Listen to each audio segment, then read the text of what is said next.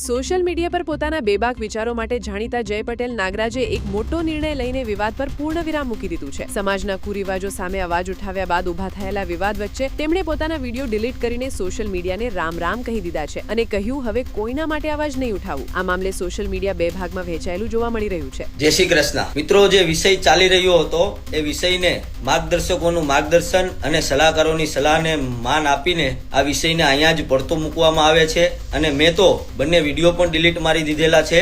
બસ ખાલી એવી એક ઈચ્છા હતી કે આવા કુરિવાજો ભવિષ્યમાં રિવાજ ના બની જાય, પરિવર્તન પતન ના થઈ જાય, એટલા માટેનો એક પ્રયાસ હતો। પણ ઘણા બધા લોકોના પોઝિટિવ અને નેગેટિવ રિવ્યુ મળ્યા। દુઃખ ખાલી એ વાતનું છે કે લોકો એવા સવાલ કરે છે કે અભિવ્યક્તિની આઝાદી છે, તમે બોલવા વાળા કોણ? વાંધો નહીં, આજે તો બધાની સલાહને ધ્યાનમાં રાખીને આ વિષયને અહીંયા પડતો મૂકીએ છીએ, પણ ભવિષ્યમાં એક વખત અમારી યાદ જરૂર આવશે જ્યારે આ કુરિવાજો રિવાજ બનશે ને ત્યારે। ભગવદ્ ગીતામાં લખ્યું છે જે થયું એ સારું થયું, જે થાય છે એ પણ સારું થાય છે અને જે થશે ને એ પણ સારું થશે। બસ આ વાતને ધ્યાનમાં રાખીને આ વિષયને મૂકીએ છીએ।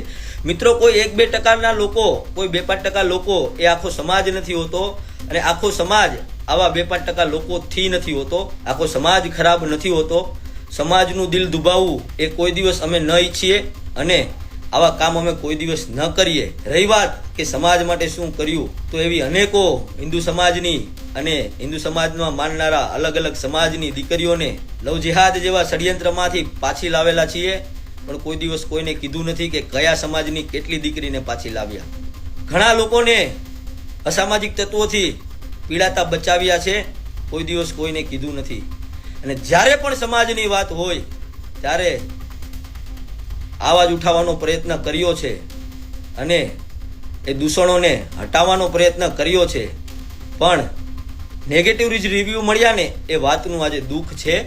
વાંધો નહીં, આજ નહીં તો કાલે જરૂર યાદ આવશે કે જે આવાજ ઉઠાવ્યો હતો ને એ ખોટો નહોતો। આ દૂષણનું જ્યારે કોઈ બેન દીકરી શિકાર બનશે ને ત્યારે સમજાય તેને વંદન। બાકી તમારા વિચાર તમને મુબારક।